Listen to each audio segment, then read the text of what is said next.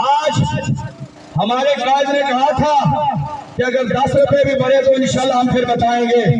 आज इनको 72 घंटे का टाइम दिया गया है कि अगर 72 घंटे में अगर तुमने ये कीमतें वापस न की तो इंशाल्लाह जैसे हजूर की इज्जत, हजूर की खिदमत, कुरान की हिफाजत के लिए हम निकले हैं, इंशाल्लाह पहली दफा हम आवाम की मोहब्बत के लिए निकलेंगे।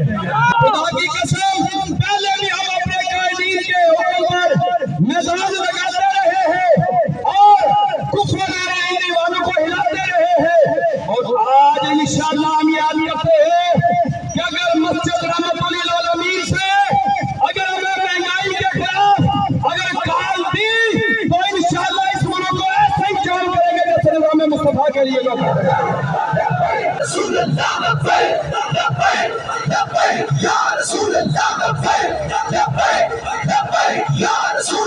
आपको ये जमहूरियत वाला सारे लुटेरे चाहिए या दीन मुस्तफा चाहिए? कीमत बढ़ाओगे तो हम डॉलर देंगे। आपको डॉलर वाला निजाम चाहिए या निजाम मुस्तफा वाला निजाम चाहिए?